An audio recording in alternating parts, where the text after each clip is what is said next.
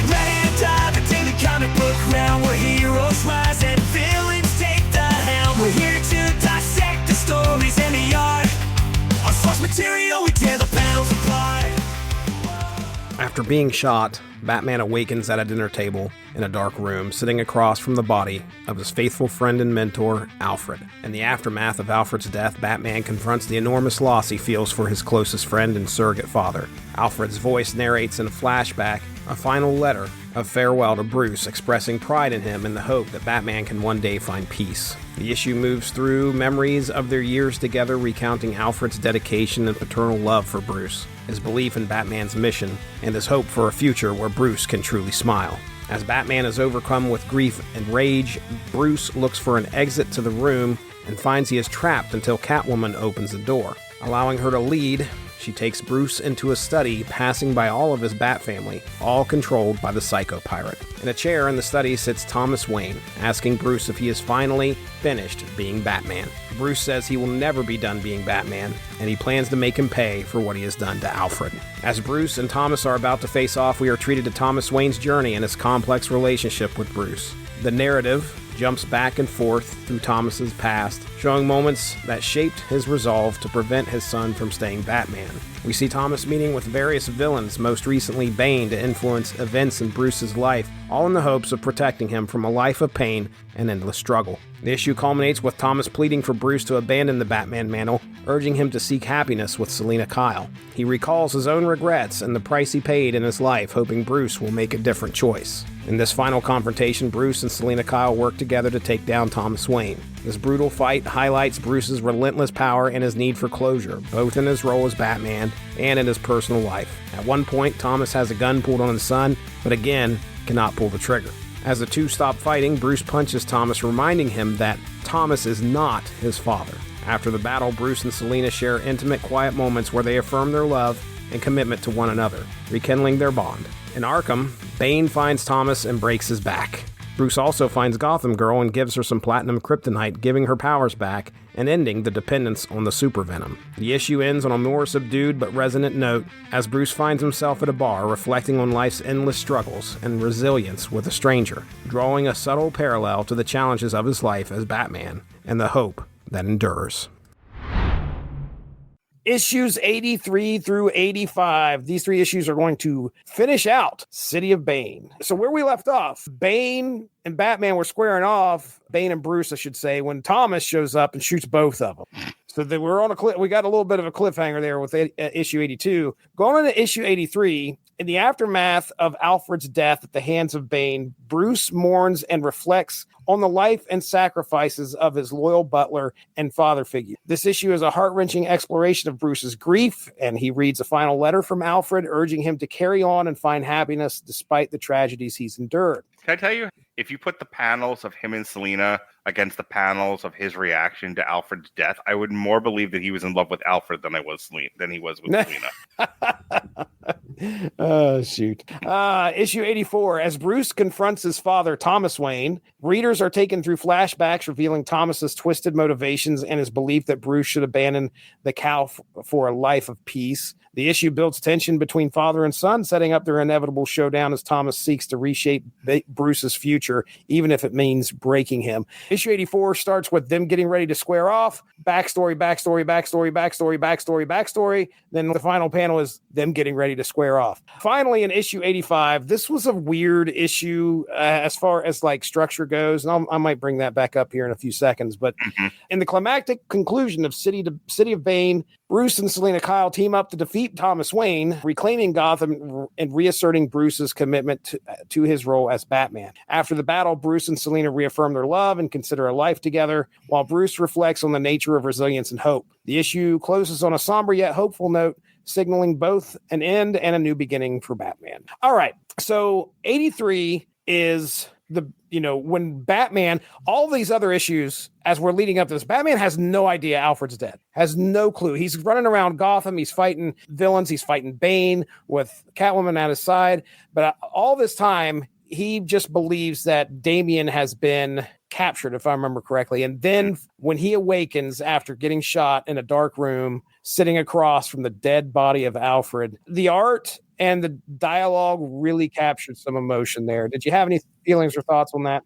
Yeah, the stuff with Batman and Alfred was heartbreaking. Like, I didn't have an emotional reaction to much of this book. Like, I like the stuff with Thomas Wayne and Bruce, but other than that, none of the Bane stuff moved me at all. None of the Selina Kyle Batman stuff moved me at all. Him reacting to Alfred's death was truly heart-wrenching. I always see things as a movie or a TV show. I pictured Batman's reaction to Alfred's death in my head as a movie scene, and it made me tear up a little bit. That brought some legitimate emotion out of me. Mm-hmm. Yeah, it was rough because as you're watching Batman react and try to get out of there, is a letter written by Alfred shortly prior to his death. He's talking about how Thomas had captured him and holding him hostage and blah, blah, blah. Alfred has also been trying to get Batman to give this up for the longest time, basically saying, I think one of the most Alfred thing Alfred does is try to remind him, you were a human being once before you became this all-killing fighting machine. All consumed. I think Alfred's not just like a father figure in terms of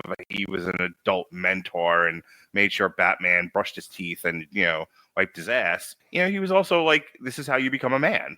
And when in those early year one years when Bruce Wayne's doing the Batman thing, there's Alfred going, watch you don't go over the falls in a barrel. Watch you don't completely lose your humanity to this, because I can already see that that's starting to happen. And now remember, we talked about Tom King breaking the furniture. Mm-hmm. He's now set it in place that he's taken that away, which is interesting.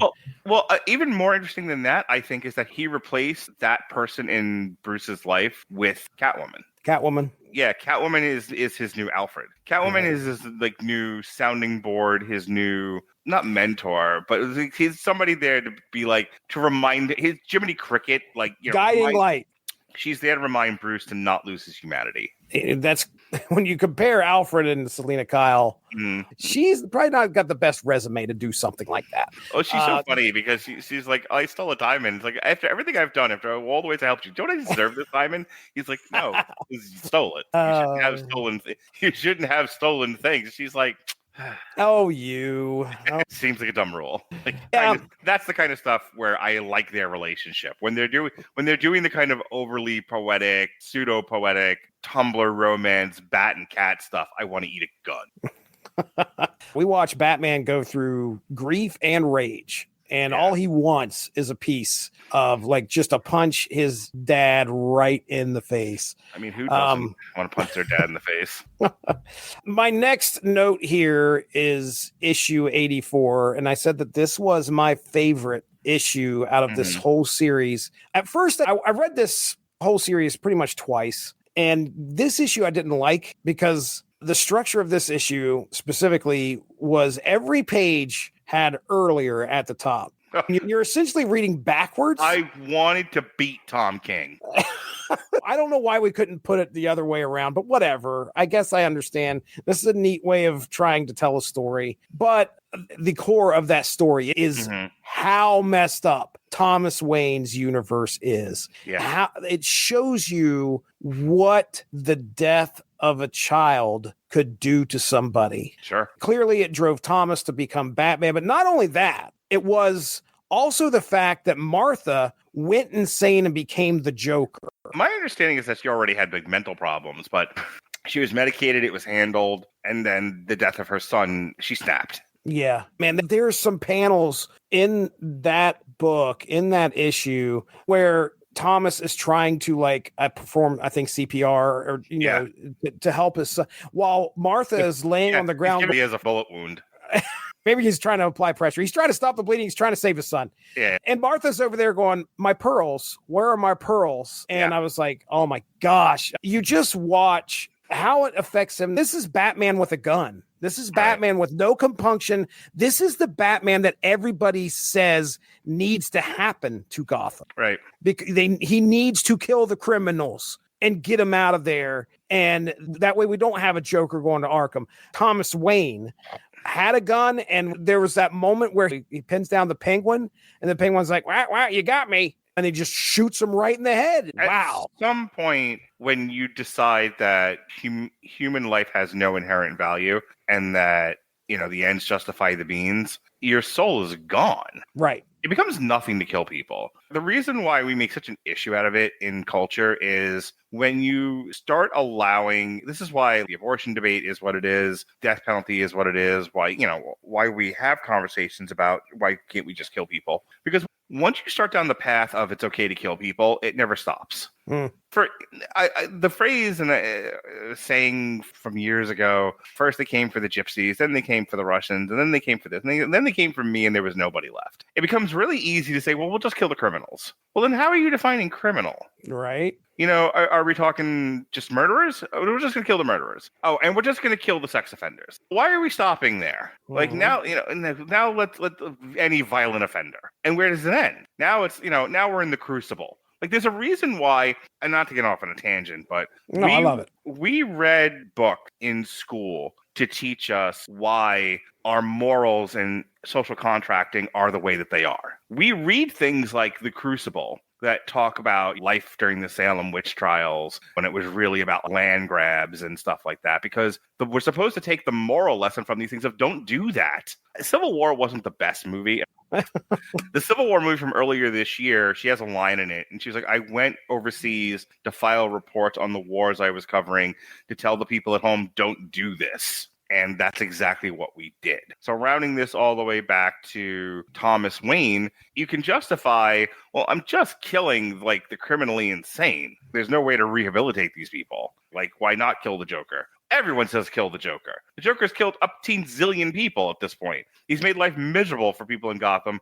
And everyone's like, why do we keep trying? Well, we keep trying because that's what makes us decent human beings. Right. When we stop trying, there goes the social contracting, and now we just have anarchy, might makes right. We get a lot of people who are going to get brutalized if we just give into that sort of thing. Right. Everything that you're talking about here is what is being on display in this comic. It is showing you that one man, Thomas Wayne, subscribed to that theory. Yep. And realizes that I do not want this for my son. I'm the broken one here. Right. I'm too far gone. Save yourself. I'm the broken one. But really what you begin to see is that how that one event, that one violent event of somebody showing up in an alley and shooting a family member broke both of them. Mm-hmm. I mean, both of them are broke. Batman is broken. Can we think about let's try again. Bruce Wayne is broken. Thomas Wayne is broken. Well, interesting interpretation of the character that all of these things have happened to Bruce Wayne and none of those things broke him.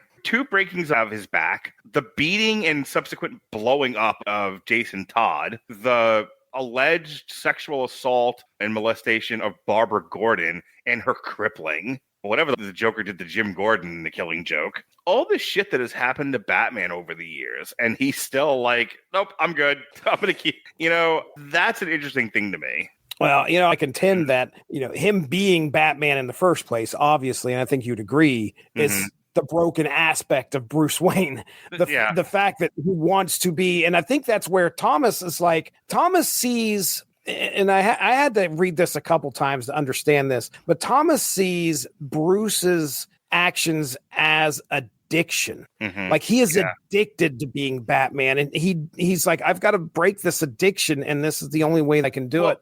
I think it's a trauma response, don't you think? Absolutely. I had no power in that alley with Joe Chill to save my parents. I'm trying to take power back from myself by asserting it in this Batman way. I can't stop being Batman because I'm not quite over the fact that I couldn't save my parents. Yeah. I was thinking about that one panel where Thomas has Joe Chill on the ground. Afterwards, he finds him, beats him with a rock, and kills him. So I think that obviously the big difference between Bruce and Thomas is the fact that Bruce has hope. And that is also a big...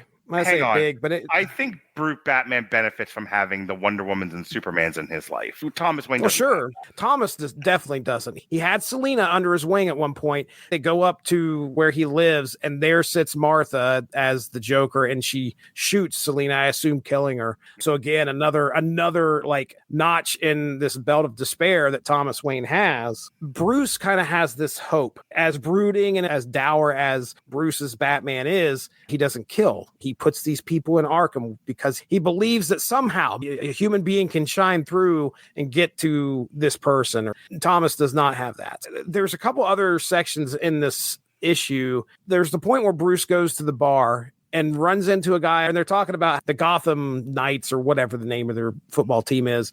Put this quarterback in here who just sucks, absolutely sucks. And one guy's like, "Oh, this guy sucks. We ain't going to win this game. We ain't going to win this game." And Bruce is sitting over there. He's like, "You never know. You never know." And then turns out the guy ends up throwing a touchdown, and a Hail Mary touchdown, and they end up winning. So I think the reason Tom, it was so weird because it kind of, I didn't understand why it fit in this story at first, but now I realize what you're showing here is that Bruce is somebody that can foster hope. He does see that possibility of something happening. Life without hope is no life at all. That's the truth. You said you read I Am Suicide, and I know this was mentioned in some of the research that I was looking at. One of the big things that came out of this, Batman had considered taking his own life at one point. Is that mentioned in I Am Suicide at all? It has been so long, I don't remember. Okay.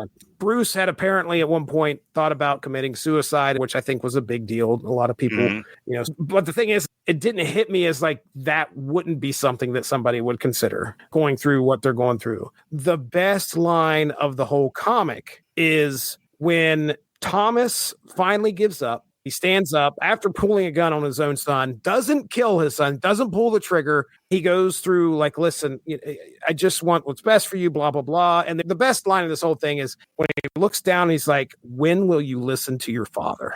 We've all said that. Oh my gosh, have I said that? And all of our fathers have said it to us. My father's still saying it to me.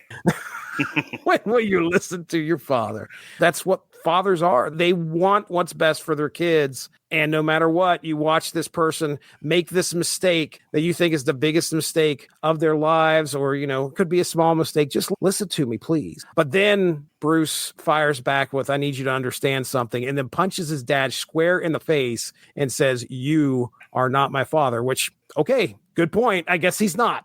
Because he is definitely Flashpoint Batman. I think that's valid. I think Thomas Wayne's projecting so much onto this Earth's Batman without that recognition of that isn't really your son. Your son died. Who knows what Bruce would have turned out to be had he not been shot in the alley, or the alley incident never happened. And so he's taking a lot of that what if and projecting it onto this iteration of Bruce. And I think it was like also a recognition that Alfred is, Bruce's father died. Bruce's father died in the alley right next to his mom and the pearls.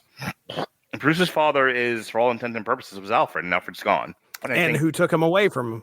Right. And I think it's a very triumphant moment in the comic. Yeah. All right, man. That's my thoughts on these issues. Why don't you sum up your thoughts on the whole City of Bane story? Some of it's really good. Some of it's not great. Tom King likes the sound of his own writing, as I said before. I towards the end, I had to fucking speed read through some of this. I'm like, I'm not reading all this. Basically, my only final word on this is I'm not unhappy that I read it. I like talking about it with you. It was a fine read for today, my lazy Sunday. But I think Tom King assumes a lot about his readers that I don't know if it's true. I struggled with some of the non-linear storytelling.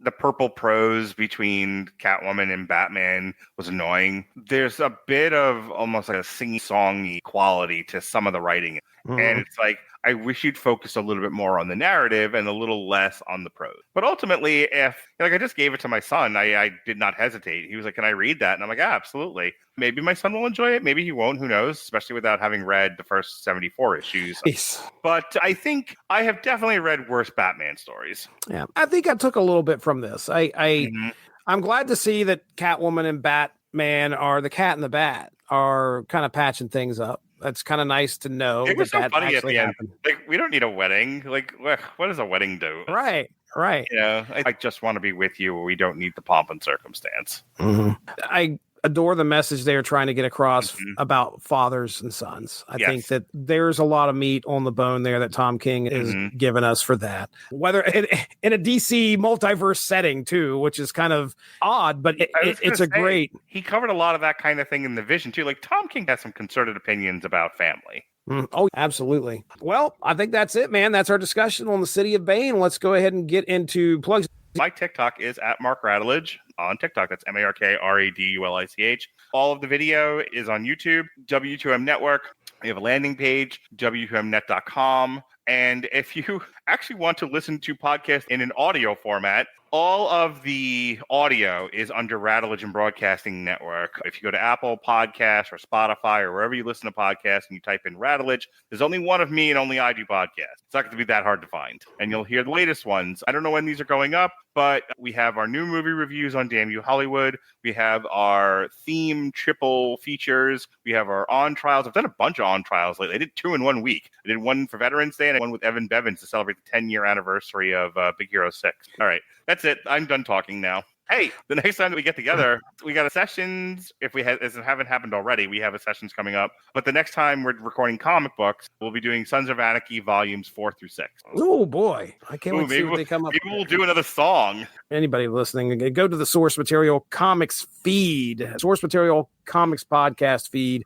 Should be able to find that on any podcatcher, and should be able to punch that into YouTube, find the YouTube channel as well. We talk about comics of any era on the Source Material Comics podcast, and then, of course, the Snap Material podcast that Ivan and myself get together and talk about Marvel Snap. We recorded a couple days ago, so I've got episodes ready to rock and roll. It'll probably be dropping this week. The Unspoken Issues podcast aired it for Veterans Day. We're going to post it on the Unspoken Decade. We talked a book called Enemy Ace War Idol, and it is a Grace Hutchings story about Enemy Ace and his final days. If you are an Enemy Ace fan from DC Comics, you may want to tune in. That story got released in 1990, and it is very in tune with Veterans Day. I'm done talking now. We're out of here, ladies and gentlemen. Thanks for joining us. Have a good one. Bye-bye. Thanks for joining us.